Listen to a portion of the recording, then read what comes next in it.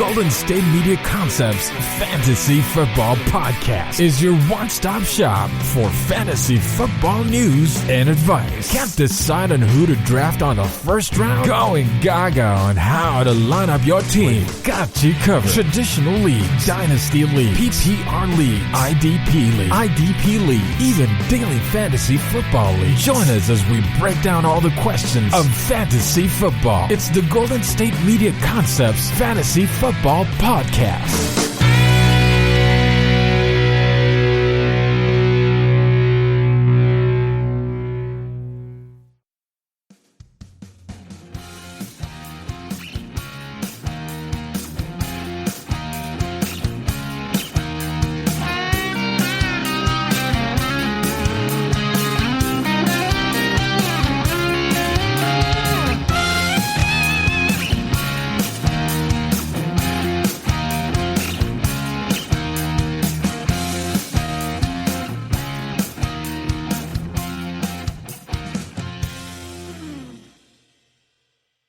And we are back at the GSMC Fantasy Football Podcast, brought to you by the GSMC Podcast Network. And I am your host, Ryan Basulto.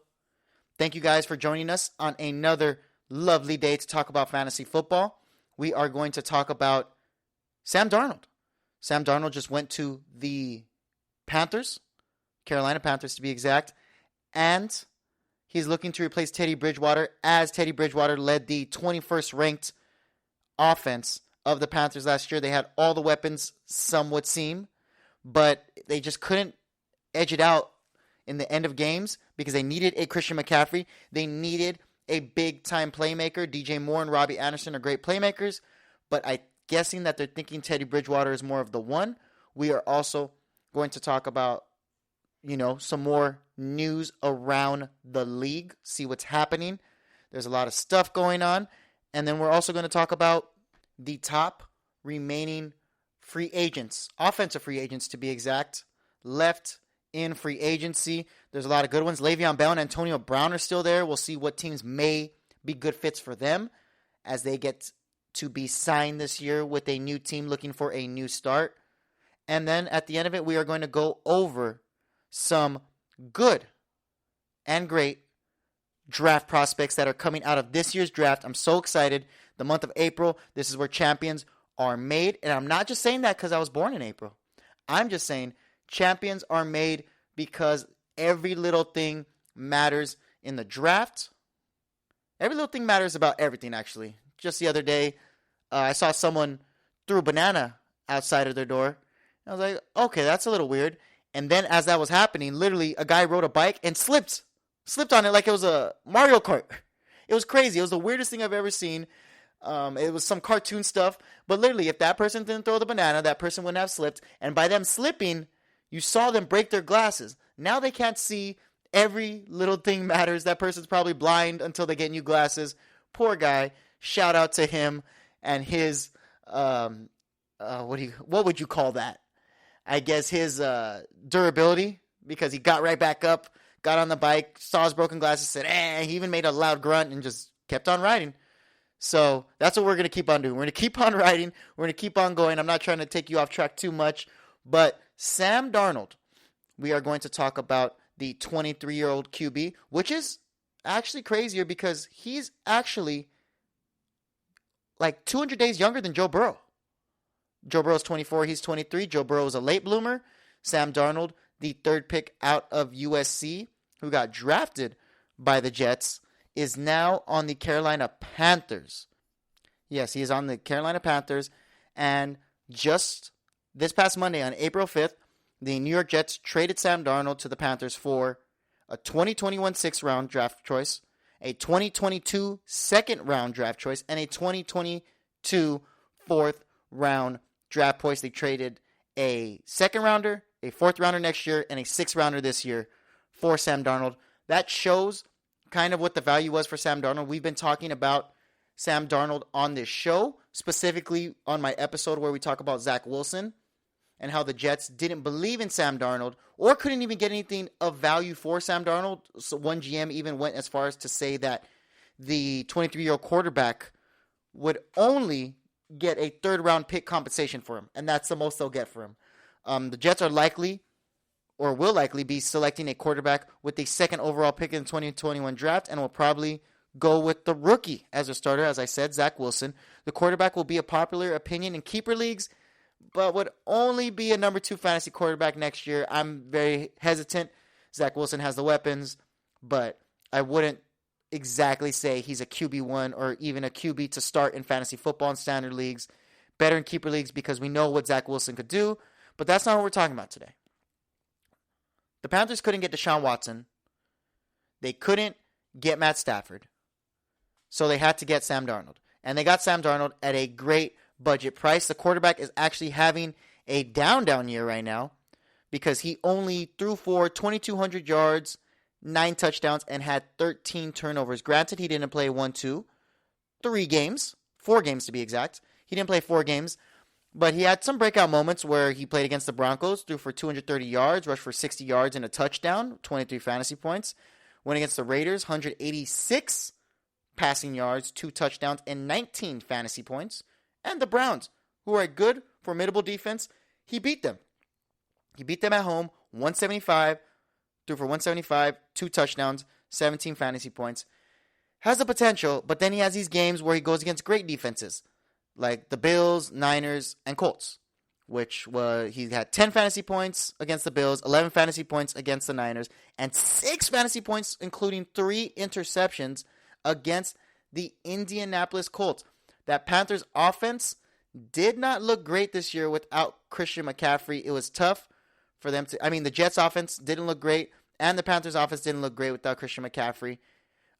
It's hard to really bag on Sam Darnold because the Jets had the 32nd offense in the NFL. They really weren't, like I said, formidable at all. They barely had 3 more passing yards exactly over the Baltimore Ravens for the second worst passing offense in the NFL. They had to bring Joe Flacco in for a couple of games, but their 16 touchdowns to 14 interceptions in the Jets was not a good look for them. The Panthers were a little better. Instead of averaging 174 yards per game, they averaged 243 yards per game in the passing game. Still 16 touchdowns, which is a problem that they had to have because Teddy Bridgewater is not playing that great. Teddy Bridgewater, he was solid.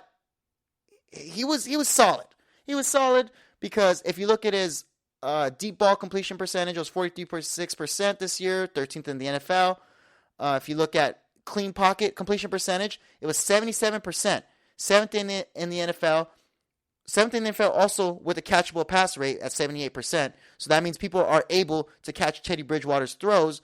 He had a clean pocket though. So that means the line that they just revamped to make sure that they protect Christian McCaffrey in for these next upcoming years is going to be good. The clean pocket passing percentage for Sam Darnold last year wasn't as good as Teddy Bridgewater. It was still 15th in the NFL. And then the catchable pass rate, the only problem is Sam Darnold isn't putting it on the money for people. But some could say that was just because Sam Darnold is trying to get over his sophomore and rookie woes. This is going into his 4th year. Poor Sam Darnold had to deal with Adam Gase, who didn't have a winning season as a Jets head coach. Had to deal with a little bit of Todd Bowles, which Todd Bowles really didn't know what to do on the offensive end because he's a defensive coordinator. So, of course, after Rex Ryan, Todd Bowles inherits the team. What does he want to do? He wants to revamp and make that defense better. But the problem is we are talking about fantasy football, and just the Panthers were good, but they weren't great this year. And the problem is being in the NFC South with Tom Brady and that Bucs offense, with Matt Ryan, who's still 4 years removed from a Super Bowl, so he still has potential and he still has a winning culture around him, with the Atlanta Falcons, who also just released their head coach, so they're trying to go in a different direction and see how it works from there. Then they also have to go against the Saints. Sean Payton, one of the best coaches in the NFL, regardless if they have Drew Brees or not, they are still going to be a top 5 NFC team. They have a great run game, great passing game. They just need a quarterback to do all that. So I'm not too sold on the Panthers just because that division is hard. But the one thing about the NFC South that you got to know is there's a new division winner every year. Hasn't been the same division winner since 2013. It's like the NFC East. You don't win the same division every year. There's always someone new and up and coming just taking over. And it's always someone new. It was the Falcons when they went to Super Bowl. Then it was the Panthers when they had Cam Newton. It was the Bucks now that they have Tom Brady. The Saints when they had Drew Brees were either winning the division or losing to the Falcons. So it's not really going much. The Panthers didn't have much right things going for them, but they had some right things. The NFC South is brutal, as I said. And at least the Panthers have Robbie Anderson and DJ Moore, who had over 1,000 yards. Okay? So both of those receivers have 1,000 yards. Sam Darnold did not have one 1,000-yard receiver on his team. Granted, a lot of that could be dealt with at the quarterback position. It could be his fault. But the New York Jets, with the last-ranked offense, a team that should have tanked but didn't even get that right after they beat the Los Angeles Rams and the Cleveland Browns to close out the year. But Sam Darnold is getting a new start with the Carolina Panthers. This guy, I thought, has what it takes, but not too many people are sold on it. According to Sportsline, they did 1,000 simulations. 1,000, yes. Not even 1,000. 10,000 simulations. And that concluded that Carolina is actually worse with Sam Darnold over Teddy Bridgewater. In the 10,000 simulations, Bridgewater has 7.5 wins to Darnold's 6.5 wins. Their division win percentage went from 3.6% to 0.9% with Darnold. And their playoff win percentage went from 17% with Bridgewater to 6.2%. I just think Sam Darnold is getting a bad break. The Panthers are reportedly going to pick up Darnold's fifth-year option, which means Darnold could have 2 years in the Carolina offense to prove that he's the guy for Matt Rule and offensive coordinator Joe Brady. The Jets are going to get a quarterback at 2. The trade really hinges, though, on what the Panthers think Darnold can move forward. A second round pick, even a year into the future, is a decent price to pay for a quarterback who has turnover issues and hasn't shown a modicum of consistency since entering the league in 2018. Then you add a 4th rounder in 2022 and a 6th rounder, and you get the sense that Carolina really believes in him. So what's good is you have a team that's sold on this guy, which is more I could say than Russell Wilson on the Seattle Seahawks, because it doesn't look like Pete Carroll sold on him too much entirely to win games or even win a Super Bowl, which is what they're really trying to get. To simply put it, the whole deal comes down to a single word: potential. Potential, potential, potential. Sam Darnold, the former number 3 overall pick, might still have some of that in his right arm, but there's a lot of work to be done, especially since he's had a turnover issue, and that's probably the biggest thing about Sam Darnold. 39 interceptions in 38 games, and like I said, he missed 3 games this year, so it's hard for him to stay healthy, but I think the Carolina organization just believes in him, and it's rightfully so. Head coach Matt Rule has already made a stamp on the franchise. Offensive coordinator Joe Brady did a good job with a limited offense attack, because Teddy Bridgewater did not want to throw deep. His deep ball completion percentage was 25th in the NFL. His pressure completion percentage was 25th in the NFL. He wasn't accurate when being pressured, and he didn't want to throw the ball deep that often, just like a guy like Alex Smith or a guy like Lamar Jackson. Even his QBR was 17th in the NFL. His true pass rating was 20th in the NFL. Teddy Bridgewater was digressing as the season was progressing. And I think that they're ready for Teddy Bridgewater to finally leave. And I know that they wanted Deshaun Watson. They wanted Matt Stafford. But there's the potential of fixing Darnold is what the Panthers are really looking for. They're giving him a run game. They're giving him Christian McCaffrey, who is going to be a great running back, a top 10 fantasy running back, top 5 fantasy running back, depending how he comes back from injuries. They have an 8th pick. The 8th pick in this year's draft. They could get a lot of people.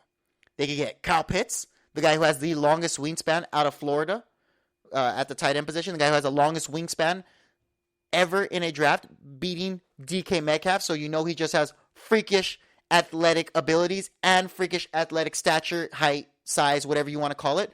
You could get Jamar Chase, the receiver out of LSU who played for the national championship team, decided not to play this year because of COVID. But last year he played, and he had over 1,800 receiving yards. Some would say, that he's going to translate to the NFL better than Justin Jefferson. They could also get Jalen Waddle, the Alabama receiver, or Devontae Smith, because it looks like 3 out of the top 5 quarterbacks, which is Zach Wilson, Justin Fields, and Trevor Lawrence, or Trey Lance, whoever you want to say is the third best quarterback out of the draft, are going to be gone. They're going to be gone, and that's why Carolina knew that they had to get someone now. They couldn't just wait and say, maybe we'll see who falls to us. They wanted to get the guy that they wanted themselves. Teddy Bridgewater, they've already told him that he can look and ask around for trades. It's sad because Teddy Bridgewater did give them some efficient offense, but it just wasn't enough. You have weapons like I said, Robbie Anderson, DJ Moore, both 1,000-yard receivers. You add one more weapon in the draft along with Christian McCaffrey and Sam Darnold, and that line that's already good, that's already a top 10 Pro Football Focus ranked line, because they want to build that line for Christian McCaffrey. They built the line for everyone else. Like I said, the clean pocket completion percentage was 6th in the NFL for Teddy Bridgewater at 77%. He's going to have a nice, steady pocket. If he could just make the throws and Joe Brady could tweak the mechanics with Sam Darnold, because at USC, he was a stud. He was one of the premier quarterbacks. He was definitely the top 2 quarterback drafted out of the draft. And I think that getting rid of Teddy Bridgewater gives more hope for this fantasy offense than you may believe. Reason being, Sam Darnold has had some incredible glimpses from his stint from 2018 to 2020 with the New York Jets. He had better years in his second year. He threw over 3,000 yards, and he's digressed. But that's a lot, I think, in part of the Jets and Adam Gase and what they do to you and that culture. Darnold did offered some incredible glimpses. He utilized in an offense that played to his strengths. First and foremost, the arm talent. To make any throw is there. He does not have a generational arm talent by any means, but Darnold has a plus arm strength, accuracy to all levels of the field, and ability to throw on the run without sacrificing accuracy or strength. Once he gets mobile, he is top 10 in accuracy completion percentage while he's throwing. Darnold is a quality athlete for this position and offers surprising mobility in the pocket and evading oncoming pass rushers. After all, he did that plenty of times in New York. He constantly had to deal with pass rush because the Jets were the 3rd most sacked team in the NFL. Combining these traits with legitimate offensive weapons and a play caller like Joe Brady that knows Sam Darnold's strengths could lead to a breakout year for him. Carolina has some serious playmakers on offense. And, like I said, one of the youngest offensive minds, Joe Brady. It really feels Sam Darnold is going to get another chance in the NFL. He just needs to limit his turnovers. And I think if he plays efficient enough, he can lead the Panthers. Best case scenario, top 10 fantasy offense in the NFL. Like I said, they have all the weapons. Deep threat in Robbie Anderson, short and deep threat in DJ Moore, playmaker in DJ Moore as well. And if they get a top premier option in the draft, whether it be a running back or a tight end, they can have a better year going into next year. I like Sam Darnold more than Teddy Bridgewater because you know what you're getting with Teddy Bridgewater, kind of. With Sam Darnold, there's a lot of potential. And you could get this guy. I would draft him. Not at all. I would wait for him to fall out the draft, and he could be a surprise like a Ryan Tannehill, Ryan Fitzpatrick, or Justin Herbert. Ryan Tannehill, perfect example. Was terrible on the Miami Dolphins, had all the potential in the world, just needed to fit in a better system, like the Titans. The Titans took the ball out of his hands a little more. They had Derrick Henry plug up the middle, so that means if anyone's going to come in on the defense, they're going to, stack the box. And then they gave him deep weapons like A.J. Brown and Corey Davis to go over the top. It was easy as that. Easy as that.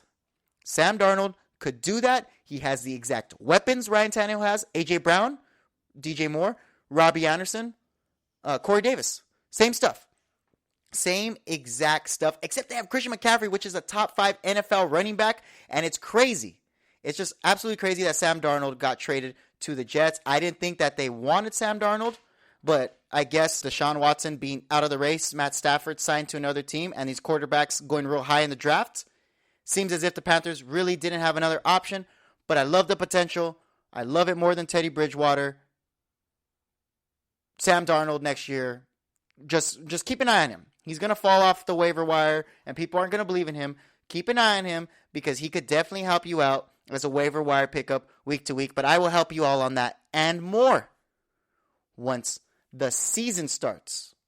When we come back, we are going to talk about the top remaining free agent offensive playmakers, and we're going to get into news around the league, followed by, at the end of the show, some draft prospects and ranking them going into the draft. We'll talk about all that and more at the GSMC Fantasy Football Podcast.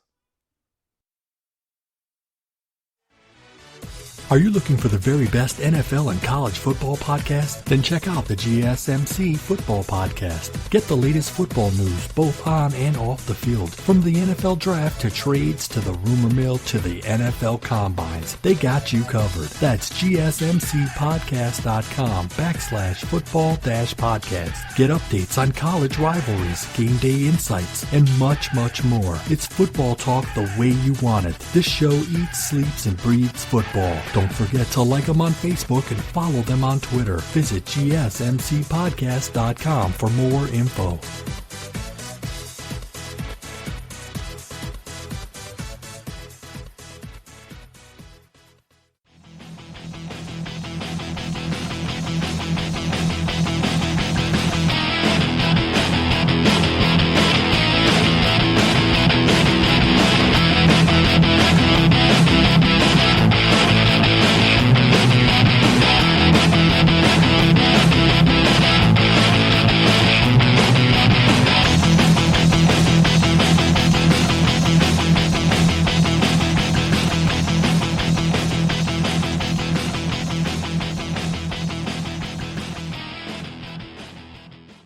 And we are back at the GSMC Fantasy Football Podcast.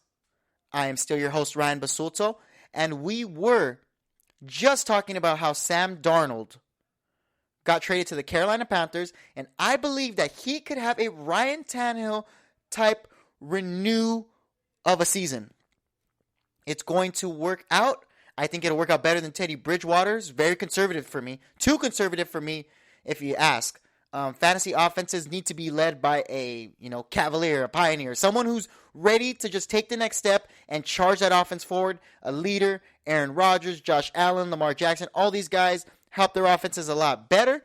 Sam Darnold wasn't doing too well on the Jets. He was a part of the 32nd total offense of teams, and he was had the second least pass yards per game in the NFL, but they also did have Joe Flacco and other people step in while Sam Darnold got hurt for his 3 games. But now, instead of talking about just Sam Darnold and the Panthers, there's still a lot of free agents left. There's still some good names on the board that can help out offenses. And look, I know these guys may not be the Curtis Samuel, the Allen Robinson type signings, the Sam Darnold, as I said, Matt Stafford. These aren't the big, elite, crazy signings. Some of them are pretty good, but if people were to get these free agents on this, out of the list that I'm giving you right now, it could help their team just become a better team and a better fantasy offense. The Chiefs' fantasy offense isn't going to be that great unless Demarcus Robinson and Byron Pringle and Darrell Williams in the backfield, or whoever the second tight end is on that Kansas City offense, unless all those guys block or make plays or, do something to get your eyes and focus off the main guys that we like the Tyreek Hills, the Travis Kelce's, the Justin Jefferson, Adam Thielen's, the Christian McCaffrey, so on and so forth. All these elite guys need these other guys as part of their offense to help move forward and help their fantasy offense. So going into next year, there's still some free agents and these are all offensive guys that can help either your fantasy team or help that fantasy offense thrive going into the next season. We are going to start off with Alex Smith. Alex Smith played for the Washington football team. He is not on a team anymore. He was part of the Washington football team, and I mean, they did have the 8th least throwing yards, but that wasn't their fault. They also had Dwayne Haskins and Tyler Heineke starting. But when they finally started Alex Smith in Week 9 against the Giants, he showed the consistency you needed. He gave you 325 yards, a touchdown. Next game, he gave you 390 yards. Then he plays the Bengals and Cowboys, 166 and 149. But he goes against one of the best defenses in the Steelers. They beat the Steelers. And he throws 296 yards and 1 touchdown. He's comeback player of the year. I like the Washington football team because their defense was really, really good. But Alex Smith is a great game manager. He's a veteran. You know where he needs to go to? The Jacksonville Jaguars. Why wouldn't he? The Jacksonville Jaguars need him. They were the 12th worst passing offense in the NFL. They're going to just sign Trevor Lawrence. Trevor Lawrence is definitely going to be the starting quarterback at first because he's a once-in-a-generation talent like Andrew Luck, like John Elway, all these elite quarterbacks who had great scouting grades. He is going to translate to the pro level almost seamlessly. So Trevor Lawrence is going to start, but they need a backup because what if Trevor Lawrence has woes? What if he gets hurt like Joe Burrow? What if, like I said, he has the woes like Tua Tagovailoa? You never know. So you need a solid backup. Alex Smith used to be coached by Urban Meyer, the former coach of Utah at the time, and that was around 2004, 2005. And now, the current coach of the Jacksonville Jaguars, it seems just like a match made in heaven. He knows Alex Smith great. He knew young Alex Smith, so he knows the raw Alex Smith. He doesn't know the veteran Alex Smith as much, but they still talk, keep in touch, as been reported. But Alex Smith on the Jacksonville Jaguars makes a lot of sense. Like I said, he could help out your offense. Say you have a James Robinson and Trevor Lawrence goes down. Well, no one's going to throw, so we can't do anything. No, you have Alex Smith now, who's at least going to bring the threat that he can spread the field. May not be deep, may not be long, may not throw the 20-yard bombs all the time, but at least he could spread the field and throw pretty good to accurate passes to all of his receivers. He has DJ Chark. He has Marvin Jones. You have the weapons. So he could spread it out with them, and then you won't be scared of saying Joe Flacco is their backup. And Joe Flacco comes in, and you're like, wow, this guy's really just going to give me nothing. He's not going to help out my running backs because everyone's just going to stack the box because he stinks, and they're going to blitz him. He's not going to help out my receivers because he can't get the ball to them. Alex Smith can do both of those things. He was comeback player of the year. Give him a shot, or put him on the Houston Texans. Put him on the Houston Texans, and he could start there over Tyrod Taylor, or even be Tyrod Taylor's backup, and you would still be all right with if you get any Houston Texans. I wouldn't. I would suggest stay away from that team. I'd rather get Jacksonville Jaguars over the Houston Texans. Let's talk about another offensive threat. Quarterback of the San Francisco 49ers, ex-quarterback of the San Francisco 49ers, Nick Mullins. They have now moved off on him as they are trying to get a quarterback when they moved up to the 3rd round, the Niners did. Nick Mullins gave it all he got, 2,400 yards, 12 touchdowns, 16 turnovers, though, in 10 games. Played 10 games this year. Jimmy Garoppolo was hurt most of the year. Then, if Nick Mullins did bad, they'd bring in C.J. Beathard. It was a big carousel. His most memorable game was against the Buffalo Bills, Week 13. He had 316 yards, 3 touchdowns, 2 picks, against a formidable defense, a top 10 defense, might I add you. Not fantasy, real life. So the Buffalo Bills, so he showed you with 20 fantasy points there that he can do it. He could do it. I know the Niners didn't have, one of the best passing offenses in the NFL, but I know that Nick Mullins, he was out there with Deebo Samuel being hurt, with Brandon Ayuk being hurt, with George Kittle being hurt. He still did what he had to do, and they were still a top 11 fantasy passing offense. They still averaged 252 yards per game, 25 passing touchdowns. Nick Mullins did 12 of those. He should go to the Texans. I like Nick Mullins on the Texans better because it's a new start. He's a young guy. This is his 5th year in the NFL. He's had nothing but, controversy and stuff. Or he could be a backup for Joe Burrow on the Cincinnati Bengals. We know that Joe Burrow messed up his leg this year, was out for the rest of the year after week 12. It was tough for all of us because we're like, well, now Tyler Boyd's value shot. T. Higgins went from going 15 to 20 fantasy points per game in PPRs to 10 points per game in fantasy PPR games. Their offense just looked a mess without Joe Mixon as well. Nick Mullins could at least lead a charge and be a good backup under that offense. He could also be a backup on the Panthers. The Panthers would be a good one too. Joe Brady could open up the playbook a lot for him. He has all the weapons he needs. If anything, a better line and a better situation in Carolina. Once again, say Sam Darnold goes down. We're like, oh no, we have Robbie Anderson, DJ Moore, and Christian McCaffrey. You have Nick Mullins at least there to make the fantasy offense still flow decently. Let's talk about our next person. Running back, ex-running back of the Pittsburgh Steelers, James Conner. Doesn't look like the Steelers are going to bring him back. James Conner, who rushed for over 1,000 yards a year ago, and 2 years ago had his breakout year after Le'Veon Bell decided to sit out the whole year, which I drafted him first overall in my fantasy drafts, so I don't trust Le'Veon Bell as far as I could throw him. He rushed for 169 times, 721 yards, 6 touchdowns. Against the Broncos, the Texans, the Browns, who have a good rush defense, he rushed 100 yards and a touchdown in those games. When it was the beginning of the season, he was doing great against like I said, weeks 2 through 8. Before he was getting hurt, 19 fantasy points, 24 fantasy points, 14, 17, 13, 14 fantasy points. That's what he was doing. Then he got stuffed up by the Cowboys, 9 carries for 22 yards, but that was because of the playbook. The Steelers were getting mopped, so they had to switch it up and go to Anthony McFarland and Jalen Samuels. Even on the Indianapolis Colts, he still had 17 fantasy points, 5 rushes for 21 yards, a touchdown, but he was just never the same after that injury. James Conner would be a great fit. He could be. I would like him more to be a backup, but he could start on, say, a Baltimore Ravens offense. He could also start on the Bengals.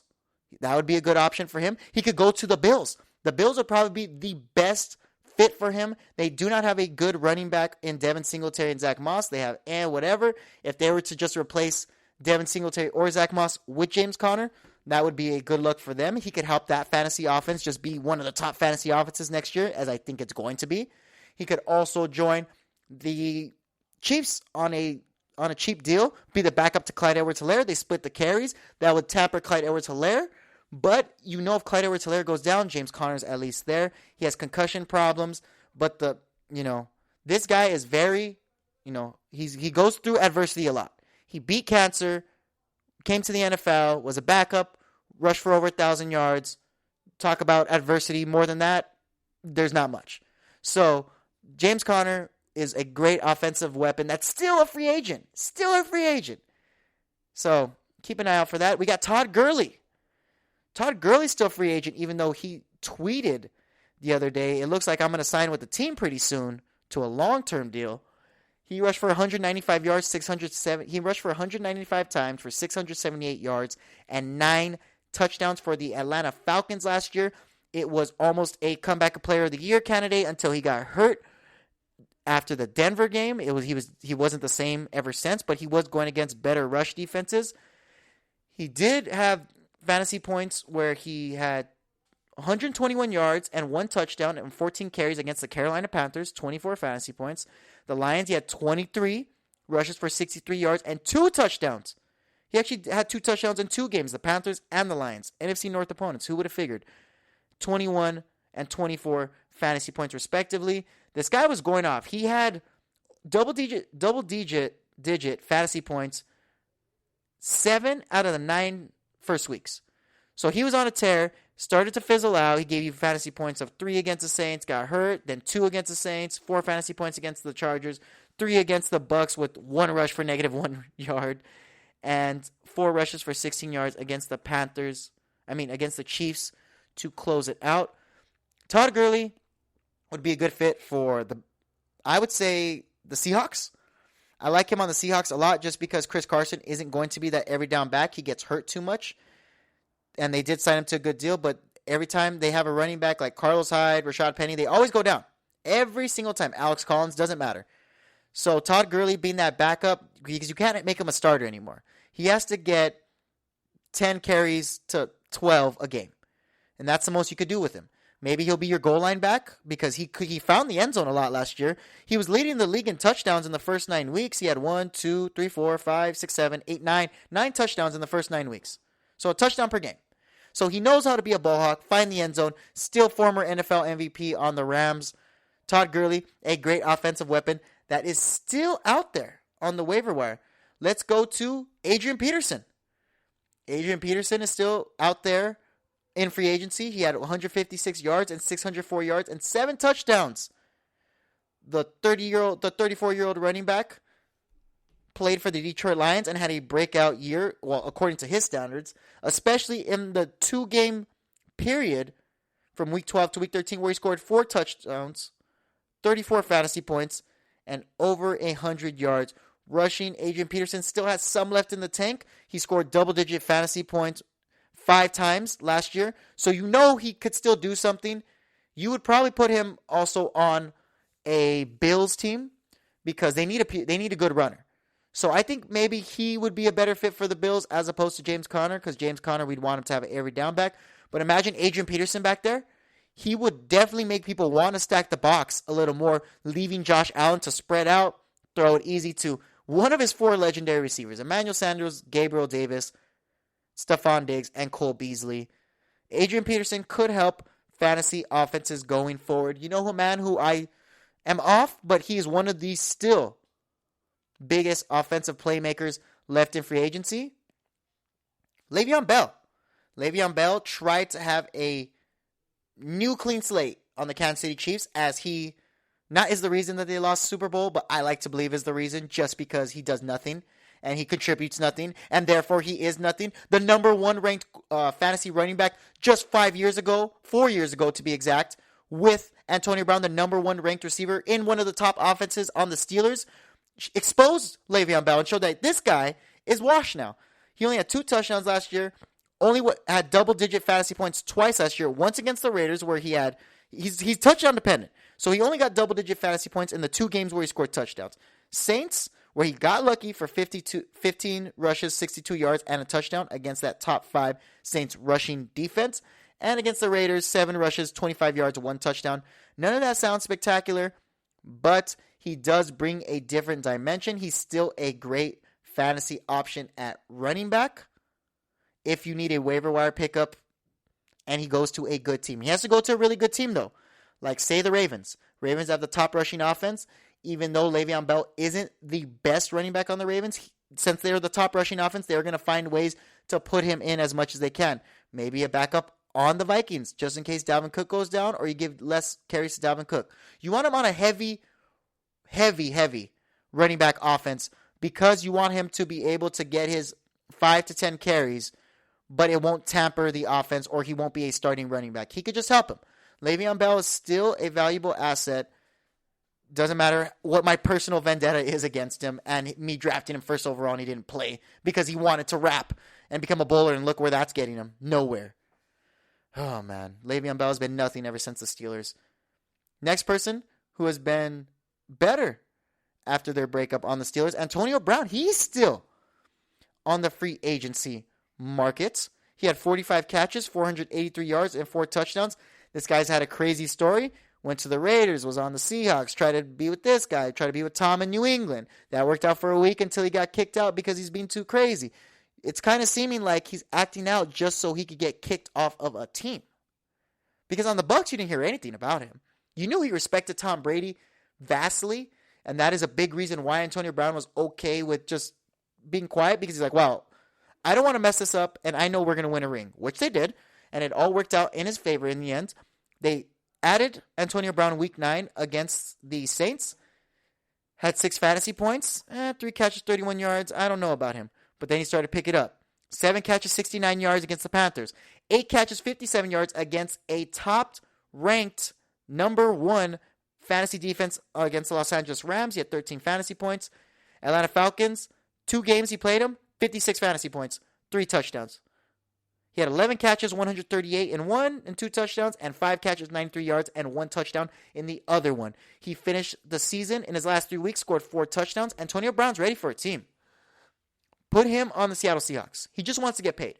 Put him on the Seahawks. They have DK Metcalf and Tyler Lockett. Tyler Lockett does get hurt. He has gotten hurt the last 3 years, so he could be that second receiver to DK while Lockett's gone. But while Lockett's there, you could still put him in the slot, and he's going to put up these numbers. It's the same exact thing as if Lockett was Chris Godwin and DK Metcalf was Mike Evans, and Antonio Brown's in the middle.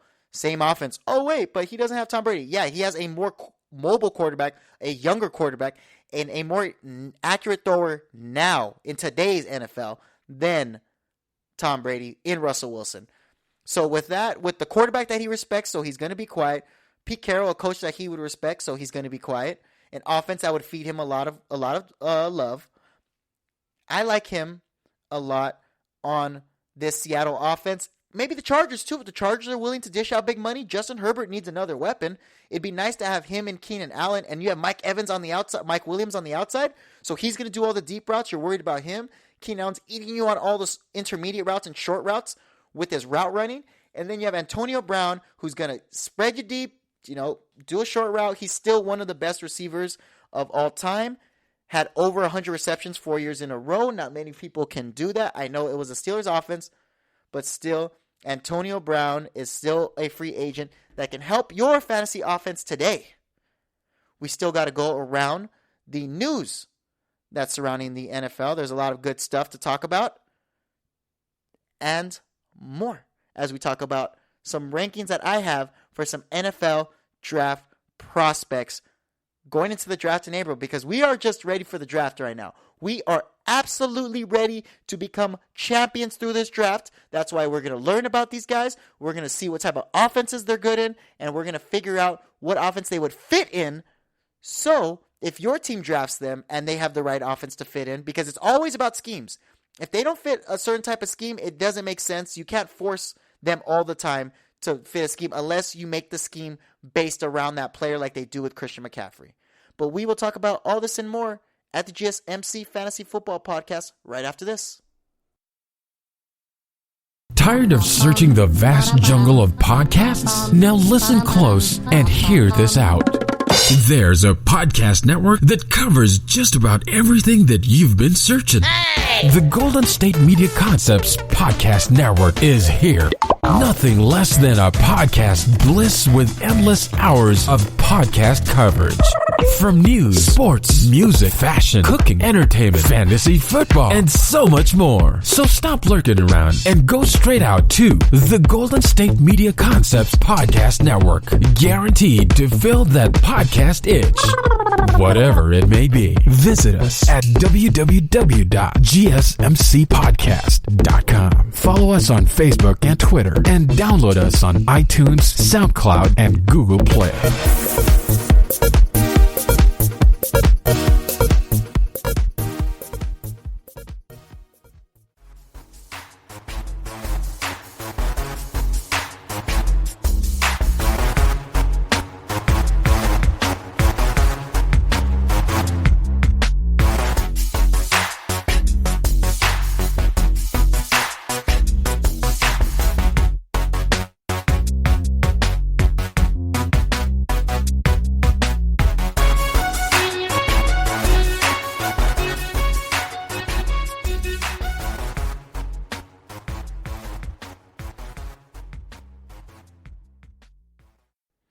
The GSMC Fantasy Football Podcast is back. We are here to talk about league news. A lot of things are going around the league, and it could, have a direct implication or play a big factor in your future fantasy football year. Everything is a trickle-down effect. Everything matters. It's a butterfly effect. Every little thing matters. You cannot glance over these things. We are talking about fantasy football all year long, so we can make sure we put ourselves in the best position to remember. Become champions. Champions. No, second place is not enough. That's first place loser, all right? Champions. That's what we are doing. So let's talk about some news around the league. Aaron Rodgers isn't feeling the Green Bay Packers as much as we all think he was. The Packers have now lost 4 out of their last 5 NFC championships, led by Aaron Rodgers, and he's saying that he still feel like it's kind of where he's always been, and that his head hasn't changed on how he feels about the Packers. He doesn't know if he's going to be there for long. At age 36, Rodgers still threw a career-high 48 passing touchdowns, finishing second among quarterbacks in total fantasy points. And there could be some regression next year in fantasy, so I wouldn't get Aaron Rodgers too high. But right now, he seems like he's a little disgruntled, and that is not a good. That's not good. That's just not good, because the reason why the Packers have been good is because of Aaron Rodgers, and he is literally the biggest Band-Aid you could have. Slap him right over that offense, and everything on that offense is just, okay, it's fine. It's not bad anymore. Because they have only Devontae Adams, if you really think about it, with Robert Tonyan. Yes, he's broken out. But before that was Devontae Adams, Marquez Valdes-Scantling, and Allen Lazard. Those aren't even better weapons than what Sam Darnold has with Robbie Anderson and DJ Moore. That's all Aaron Rodgers has been vouching for. But he's saying his job is just to play as well as he can. And all he can focus on is just his play. Aaron Rodgers always complains, so I guess you take this with a grain of salt, because it doesn't seem as if he's going to leave, because, he says this all the time. Oh, I'm mad. He's always mad about something.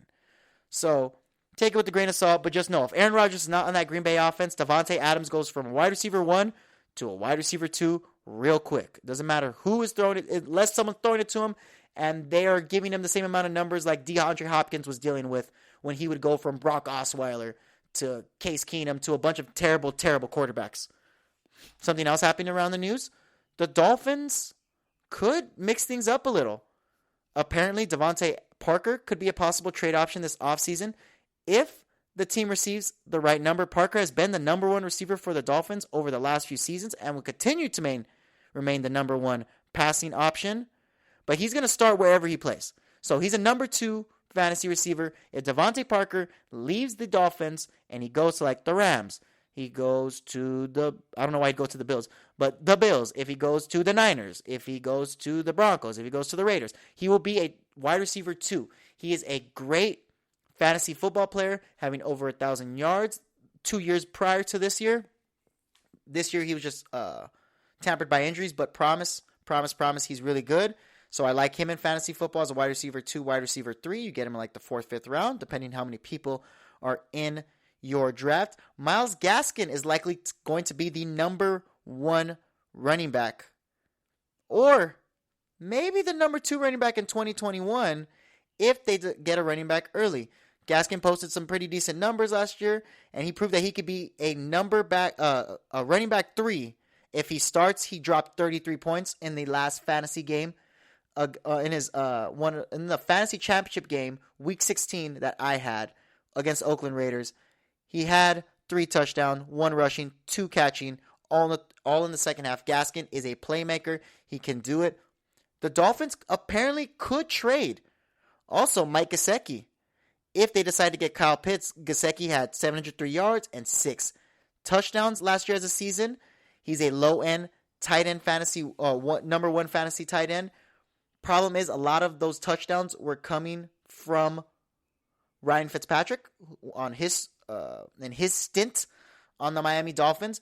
Mike Gesicki is a great tight end to have, because you could get him around the same time you could get. I would rather get Tyler Higbee though going into next year, but you could get him around the same time you get Tyler Higbee, Gerald Everett in the 8th, 9th round. Maybe he even falls out if you're doing an 8-man league, and no one believes in Mike Gesicki going forward, and they have all these other tight ends. They feel like these ones are better. You could get Mike Gesicki. I trust him. He'll probably give you another 500-600 yards, another 5-6 touchdowns. He's a low-end fantasy 1. He's good, not on a week-to-week basis, but as a waiver wire pickup. If we put him on a team, put him on the Jags. Give Trevor Lawrence Mike Gesicki. He'll know how to use him, because all they have right now. Well, they used to have Tyler Eifert. Tyler Eifert's not their starting tight end anymore, so they need a tight end. So Mike Gesicki, especially since they got Trevor Lawrence, might as well invest in him. You only have Marvin Jones. You have Laviska Shenault Jr., the second-year player. Now he's second year. Last year was his rookie year. And you have DJ Chark, who's already proven to be a wide receiver 1. This is going to be his 3rd year in the league. DJ Chark was dealing with some injuries last year. Back fully healthy going into next season. I like Mike Gesicki if he were to go to a team like that. Maybe even the Bengals. If they were not to get Kyle Pitts. If they were to get Jamar Chase, get Mike Gesicki on the Bengals. he could help. Drew Sample's not that good of a tight end. Mike Gesicki's a way better, especially fantasy options. We're talking about fantasy football over here, folks. I know I'm going over all of the news in the NFL, but this all has direct implications on your fantasy team. It's very important to talk about them, especially since no football is going on. We have to talk about football. Especially since the NFL season isn't starting, we have to talk about football. We have to talk about all year round football because, like I said, everything's a trickle-down effect leading to your ultimate goal of a fantasy championship. Daniel Jones, if you were thinking about him in fantasy football, which I wouldn't be, last year I was super high on Danny Dimes because I was listening to too much to Matt Berry. Now I realized I'm not going to listen to Matt Berry when it comes to that advice sometimes because what Matt Berry was saying was true. Daniel Jones was going into this new offense. They believed in him. It was his second year. Joe Judge is his coach. I don't like Joe Judge. I don't like who the Giants sign as quarterbacks. As coaches, just in general. Freddie Kitchens, Jason Garrett. It's like they don't even care anymore. But Daniel Jones is trying to get better. So he's going to spend this week working out in Arizona with some of the team's offensive weapons. Last year was just a lost year because of an abundance of injuries for Jones. His fantasy stock will depend on the health around him, particularly Saquon Barkley, as I talked about in not the last episode, but the episode prior to that, and how I don't know if Saquon Barkley is going to come back the same just because he has very strong legs. And if he got the same injury as Bo Jackson, I know it's not the 80s, so our, science, technology, everything's more advanced. He'll be able to have more of a speedy recovery. Adrian Peterson, for example, came back from an ACL injury, rushed for 2,000 yards. You can't do that in the 80s, 90s. ACL injury means you were done for the rest of your career. I know it's done. But if Saquon could be healthy, he could be a low-end quarterback, one high-end QB2 option. I would still let him fall out of the draft. I wouldn't draft him in fantasy. I would try to pick him up off the waiver wire because they did give him weapons. I will give him that. They gave him Kenny Galladay. They have Darius Slayton, and you have Sterling Shepard, who is a really, really good receiver. They let Golden Tate walk. They still have Evan Ingram, who we're waiting on to have another breakout year after his rookie campaign, and Saquon Barkley, as I said before. So we'll see if Daniel Jones working out with these weapons could help him out, or he runs too much. He runs too much, in my opinion. I don't care what type of quarterback you are. If you're running too much, you're going to get hurt, and it's gonna affect the fantasy season like it affected all these quarterbacks. All these receivers. We were relying on Darius Slayton. We were relying on Sterling Shepard. All these guys that we drafted in the 8th, 9th, 10th round. But no, Daniel Jones got hurt, so we have to rely on Colt McCoy, a quarterback hasn't had a starting gig since he was on the Washington football team a long time ago. They weren't even called the football team at the time. That was 6-7 years ago. It was Tony Romo was there. Come on now. Do something. Daniel Jones, do something, and I'll believe you. But I don't believe in you yet. It's just for all you Daniel Jones believers, all you Jonesy believers out there, this is something to, be very happy about. At least he's trying real hard to work with his weapons. I would too if you gave me Kenny Galladay. He's having better stats than Calvin Johnson in his first 3 years. Come on now. Josh Reynolds, Tennessee Titans' new receiver after he was acquired from the Los Angeles Rams. Not acquired from them. He was acquired off free agency, but he was ex-wide receiver Rams guy. Mike Vrabel just said the other day that he could play receiver or slots, which is interesting because that means it looks like the Titans are probably going to draft another receiver because A.J. Brown's obviously on one side, who I think is going to be a top 5 fantasy receiver, over 1,000 yards and 10 touchdowns. Josh Reynolds, who only had 600 yards on the Rams last year, is going to be a wide receiver 2. Now on this team, he's going to do everything Corey Davis did, which was 984 yards, 6 touchdowns. You could imagine Josh Reynolds doing that, if not more, because I see him a little bit more talented. He's a little bigger also than Corey Davis. He'll likely be, like I said, a number 2 or number 3 for the Titans in the upcoming season. He'll see a solid amount of targets in the passing game, and he could be a late-round option in fantasy leagues. But I wouldn't say he's a weekly starting option. You just have to, he's like Tyler Boyd. You have to just be wary on who he's playing and then start him accordingly. Like, who else is another receiver? Tim Patrick. Start him accordingly.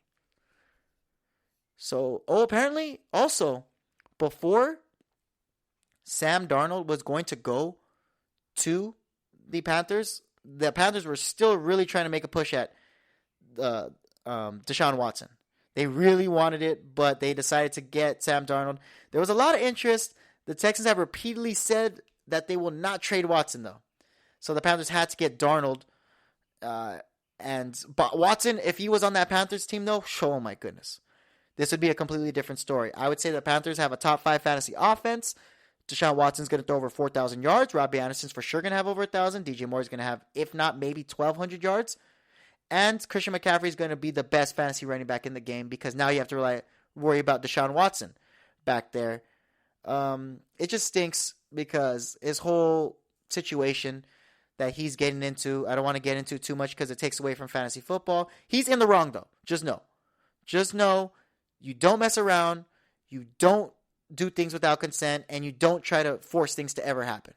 That's just some of my 2 cents when it comes to real life situations because, we're talking about fantasy football, but real life comes into in the NFL. And if this guy keeps being a knucklehead, then he's just a knucklehead.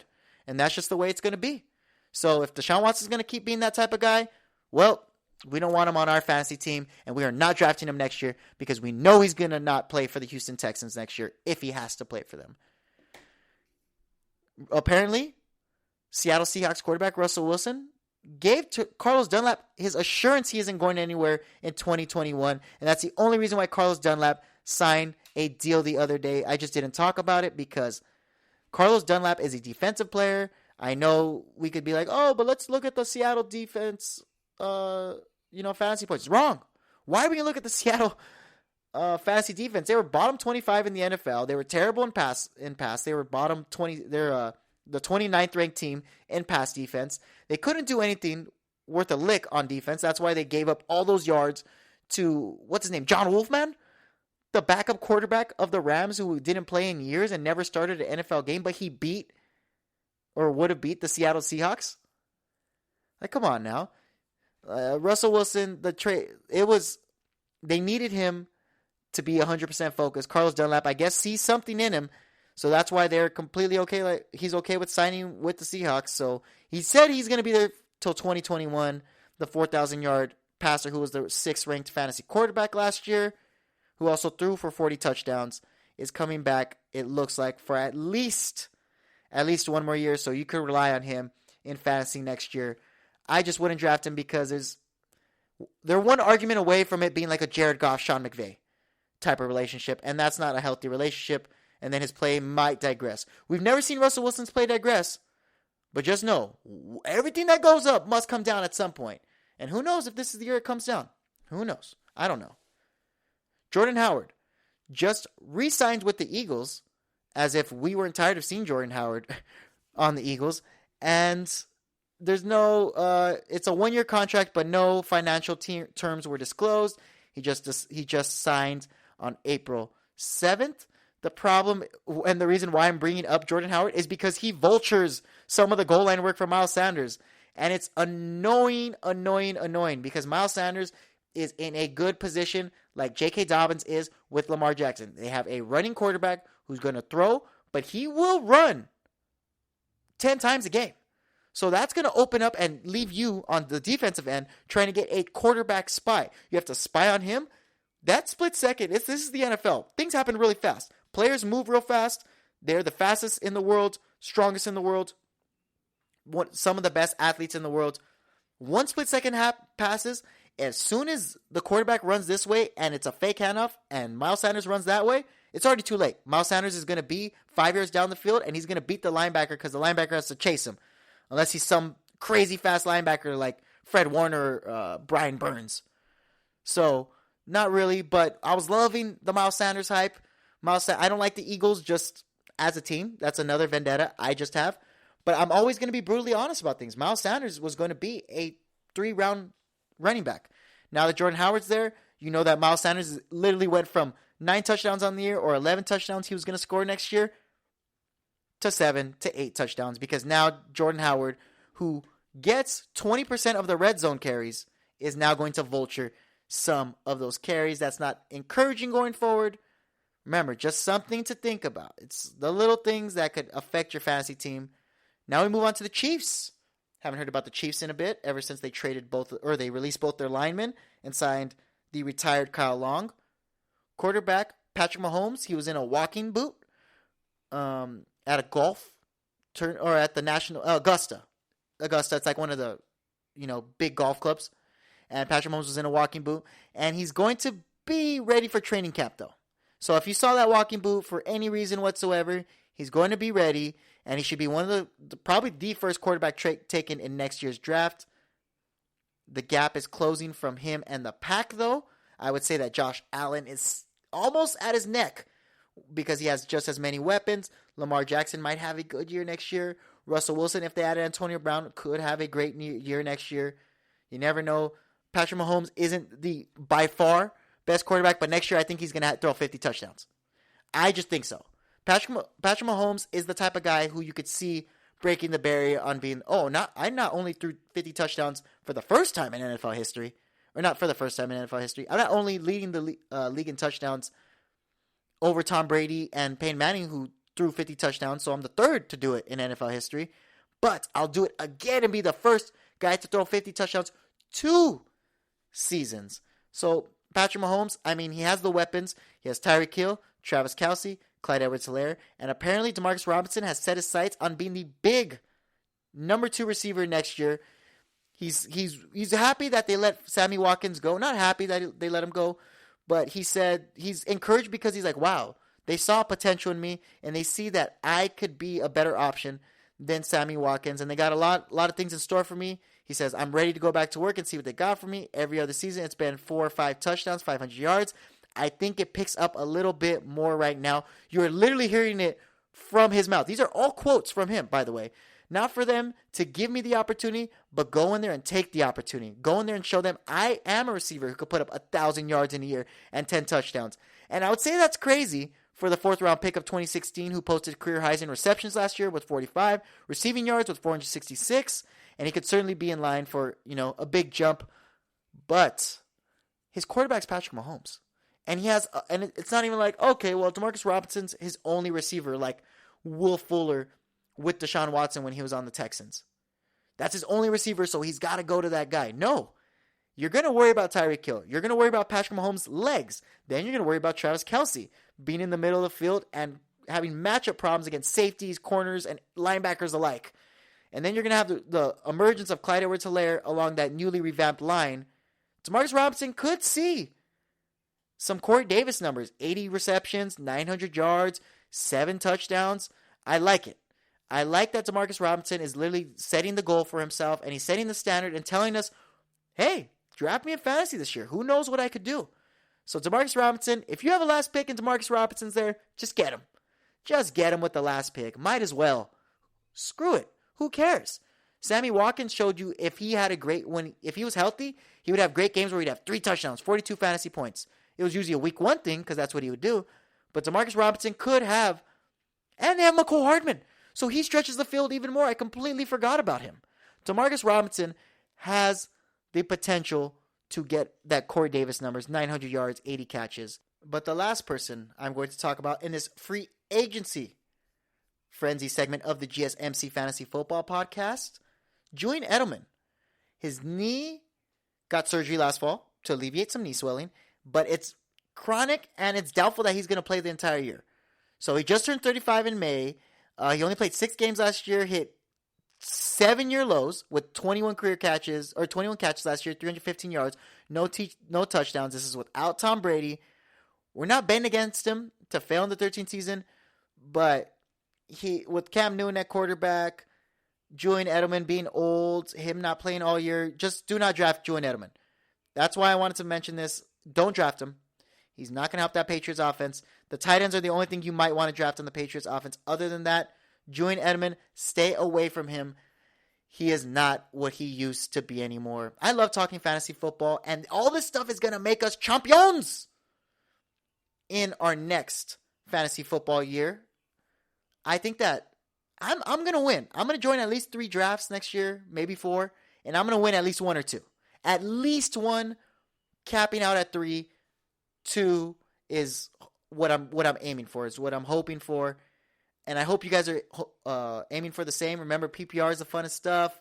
If you're doing IDPs, I'm going to get more into that as the year progresses more. I'm not an IDP guy. I'm a PPR, 12-man draft, 10-man draft type of guy. I like a lot of people in it, a lot of competition.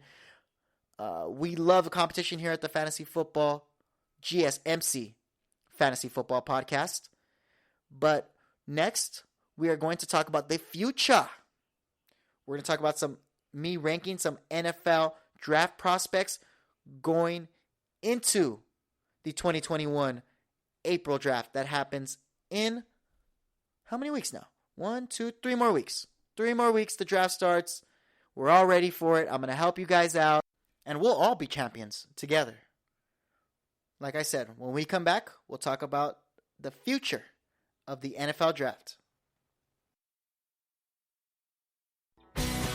Are you looking to get your college football fix? Looking to get the latest news on your favorite school's team? The GSMC College Football Podcast is your ticket to all things college football. Join us as we talk college football from the national championship, the college rivalries, the bowl game, to the Heisman Trophy. To which conference is the best? We've got you covered for the Big Ten, SEC, Big 12, the Pac-12, ACC, and everything in between. Download the GSMC College Football Podcast on iTunes, Stitcher, SoundCloud, Google Play, or anywhere you find podcasts. Just type GSMC in the search bar.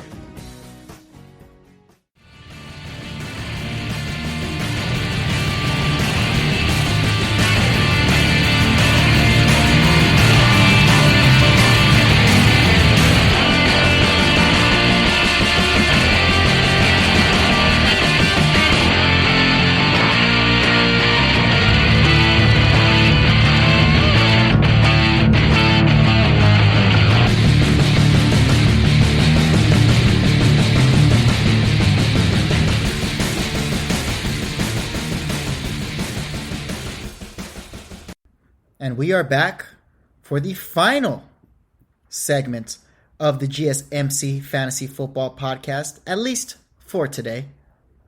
We are going to go over some NFL draft prospects. Going into the draft is happening April 29th. A lot of things are going to, unfold. A lot of teams are going to make good decisions, bad decisions. The draft is what we all live for. It's not the most exciting thing in the world, but what comes out of it is a lot of excitement.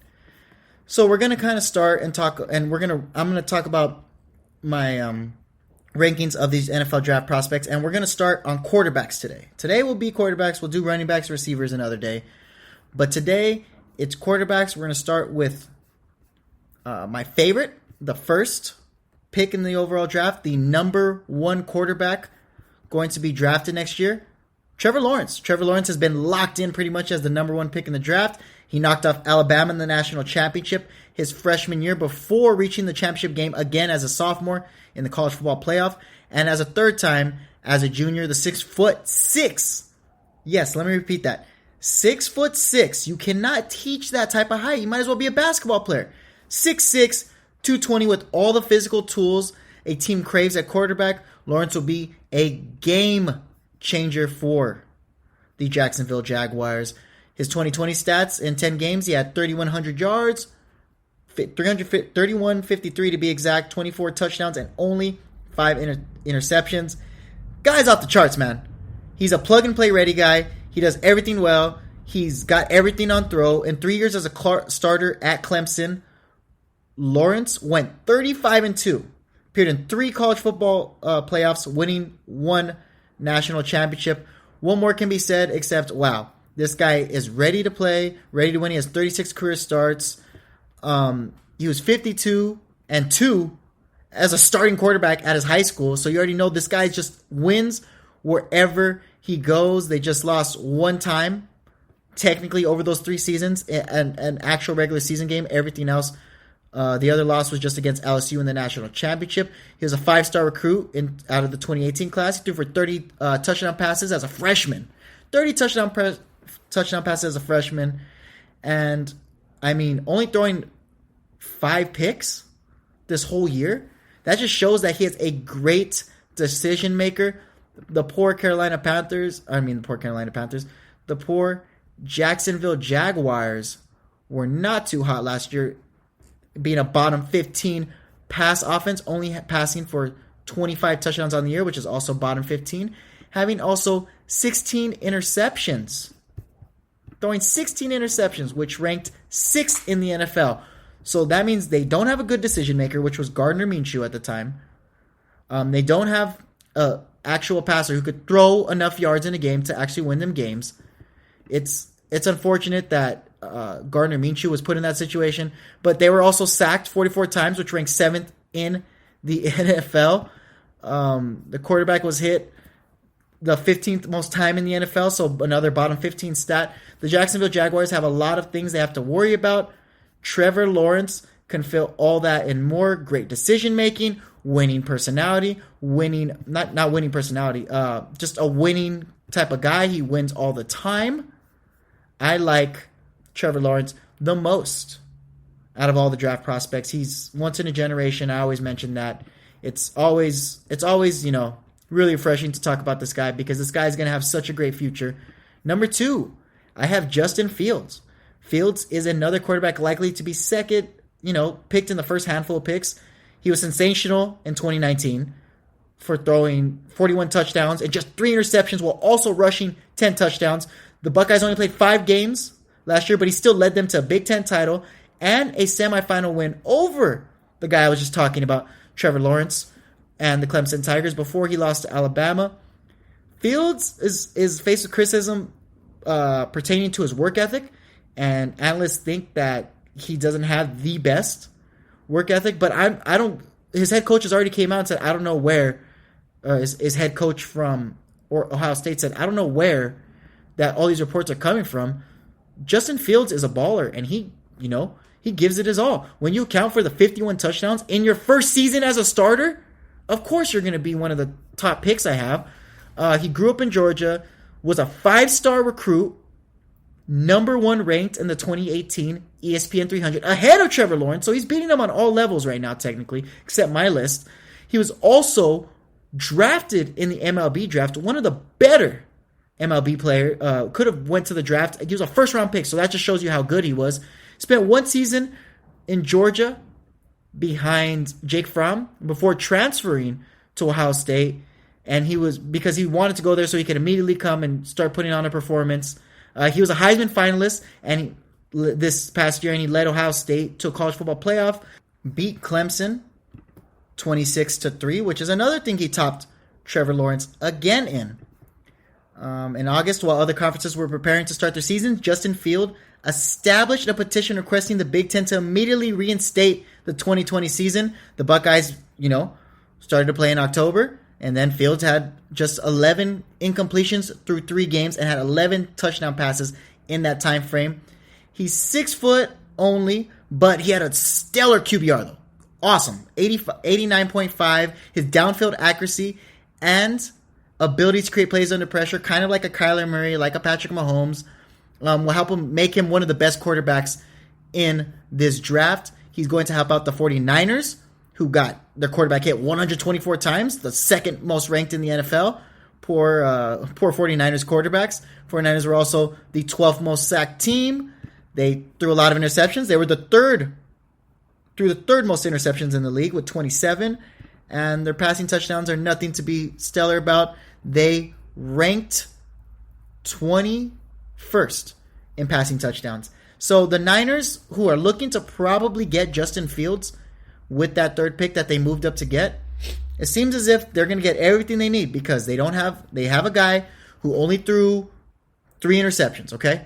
Threw only 3 interceptions, rushed for 10 touchdowns, which is perfect because now you could fit that mold with pretty much anyone in the NFC West. That's what Kyle Shanahan's competing against. Competing against Russell Wilson, who fits the mold. I'm going to be a scrambler. I'm going to rush. I'm going to be an elite Pro Football Focus ranked scrambler, rush on the outside, still be able to hit people on the deep throws if you give me the weapons. He has Brandon Ayuk and Deebo Samuel if he goes to the Niners. So I like Justin Fields on that team a lot. We already know the Niners are a run-heavy offense. They like to use a running back by committee. It used to be Jeff Wilson, Tevin Coleman, Raheem Mostert, but now it's Raheem Mostert and Jeff Wilson Jr. We'll see who else they add to that backfield. They've had Matt Breida, a bunch of people, but they have George Kittle, who could help out Justin Fields with that security blanket role. I'm a tight end. I'm going to get open. I'm going to create separation all the time against these safeties are too small to guard me, or these linebackers are too slow to guard me. So just pick your poison when you guard a Travis Kelce or George Kittle. Justin Fields is going to have everything he needs to come into this draft. I like him a lot going into the next year's draft. This year, even just playing 3 games, he had 1,900 yards, a 73% completion percentage. Perfect. Anything over 7%, gorgeous. Closer to 75%, 3 out of 4 passes, you're golden.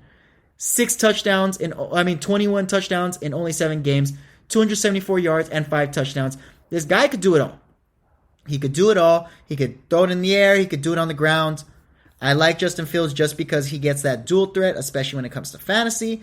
You get a point for every 10 yards, just like their running back. So, hey, you're getting those Kyler Murray fantasy points for him being a running back. You're getting those Lamar Jackson fantasy points for him being a running back.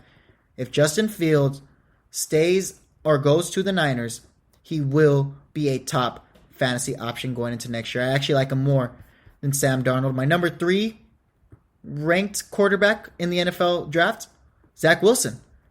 He saw a meteoric rise in the draft boards thanks to an eye-opening 2020 season and pro day. He completed, like I said, an eye-popping 73.5% of his passes while tossing 33 touchdown passes and only 3 picks, while leading BYU to 11-1 record and a blowout against Central Florida in the Boca Raton Bowl. He's a big plane waiting to happen and can also take care of the football. He's probably going to go to the Jets, and that's why it's hard to really figure where I'm going to rank him high, because I know he's going to the Jets.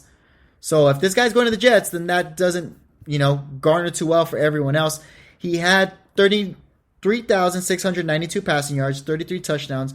He has a quick release, and you got to love how competitive and you love his game. That's what everyone says when they meet him. They like how competitive is, his nature.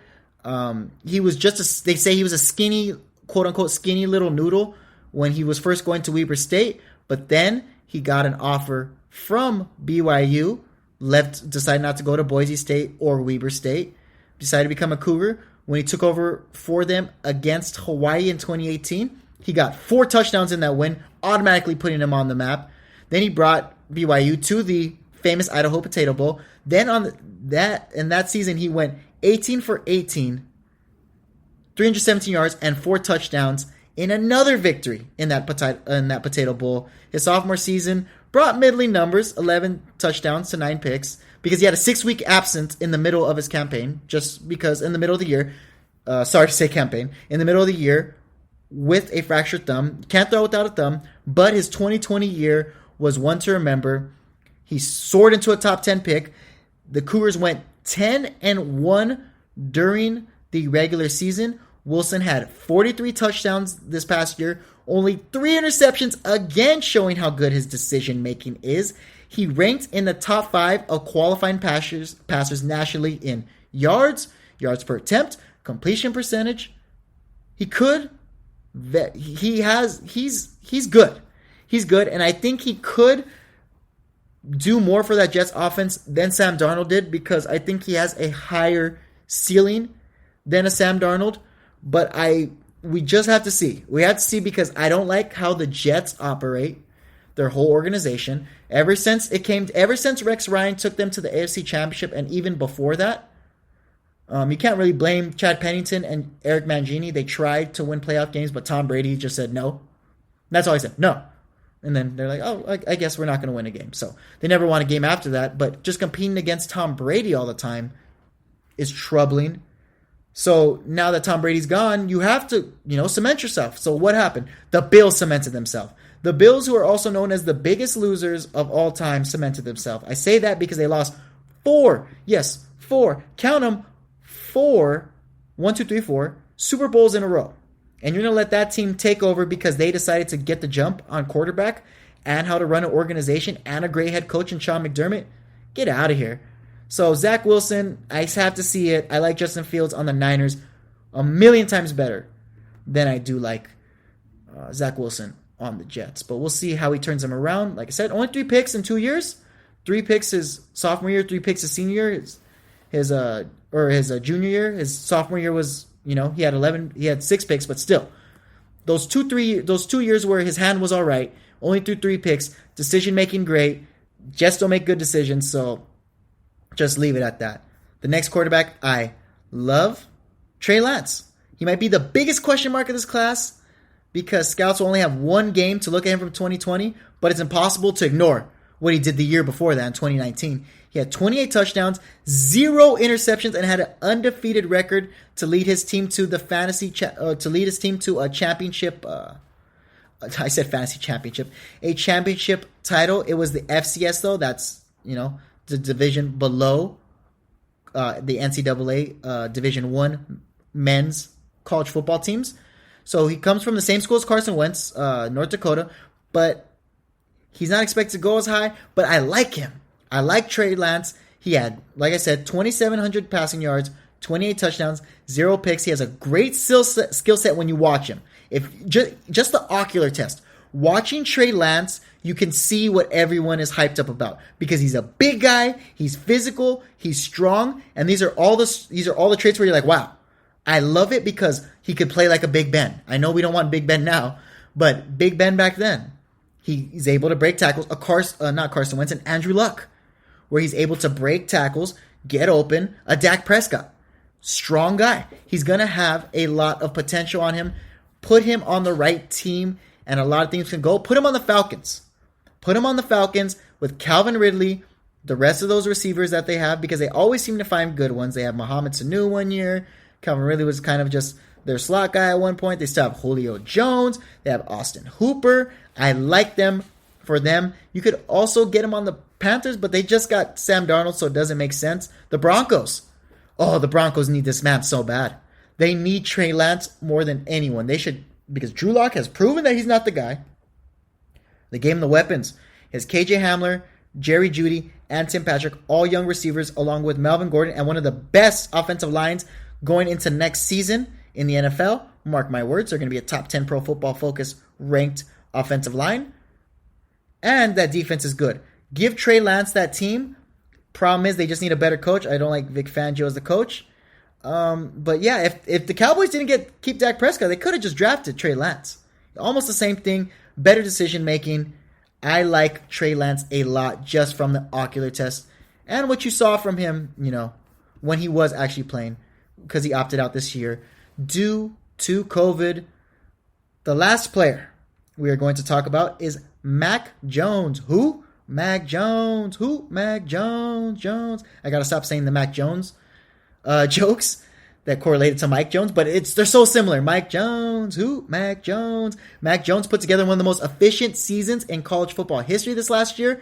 He drew comparisons to Tom Brady, but it's a little skeptical just because you don't believe Alabama quarterbacks too much, because the best Alabama quarterback and the last great Alabama quarterback to come out was Ken Stabler. The Snake obviously won Super Bowls with the Raiders and led them to winning seasons. But no one else good since then. A.J. McCarron. You can't even name any other Alabama quarterbacks that have done good. I guess Tua and Jalen Hurts, but still not really. They haven't proven themselves yet. But Jones had 4,500 yards, 41 touchdowns, and just 4 picks. All these guys, this is such a quarterback class, because all these guys are not only throwing high touchdowns, but they're throwing low interception ratio. So that means they have better decision makings. They're just questions about his statistics, because the problem is he had Devontae Smith, Jalen Waddle,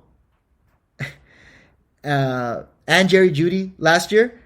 So this guy has been blessed with great receivers. So these great receivers, if you're a great receiver, like a Jalen Waddle, like a Devontae Smith, who had the best college football season, catching 20 touchdowns pretty much of all time, he won a Heisman. A wide receiver winning a Heisman is astronomically crazy. So Mac Jones he was a beneficiary of those two great receivers, and those two great receivers what are they going to do? Create separation. Alabama receivers are known for having the most yards of separation on completed catches out of anyone. They're number 1 in the BCS. Number 1. So Mac Jones is a beneficiary of great receiver play. But you can't even get mad, because that just means if he goes to a team with good receivers, then he should be able to almost produce the same stuff. The Niners are also saying they want him too. He has mobile traits. He does know how to get outside of the pocket and still throw on the run. He knows how to win and get in shootouts like he did against Florida in a win in the SEC championship game, and he had 4 more touchdowns in Notre Dame in the college football playoffs. He also beat Ohio State in the national championship to win, ultimately, the national championship. Mel Kiper has him as his 4th ranked quarterback, going number 15 overall. And the best landing situation for him would be the Patriots, but he's not going to go far to the Patriots. So he's either going to the Falcons, he's going to go to the Lions, or he's probably going to go to the Niners, which it's a toss-up. Niners or Justin Fields. Those were my ranked, it was actually 5, so top 5 ranked quarterback prospects coming into the NFL as we're getting closer to the draft. Next episode, I'll talk about running backs, then receivers, so on and so forth. Thank you for listening to the GSMC Fantasy Football Podcast, where we become champions. Make sure you like, share, and subscribe to us on YouTube, Facebook, and Twitter. We're going to have a lot of good stuff to talk about, and I'm going to be back in the beginning of next week. So, everyone, thank you. We love you. We support you. And we are the GSMC Fantasy Football Podcast. Thank you and have a good night. You've been listening to the Golden State Media Concepts Fantasy Football Podcast, part of the Golden State Media Concepts Podcast Network. You can find this show and others like it at www.gsmcpodcast.com. Download our podcast on iTunes, Stitcher, SoundCloud, and Google Play. Just type in GSMC to find all the shows from the Golden State Media Concepts Podcast Network. From movies to music, from sports to entertainment, and even weird news. You can also follow us on Twitter and on Facebook. Thank you, and we hope you have enjoyed today's program.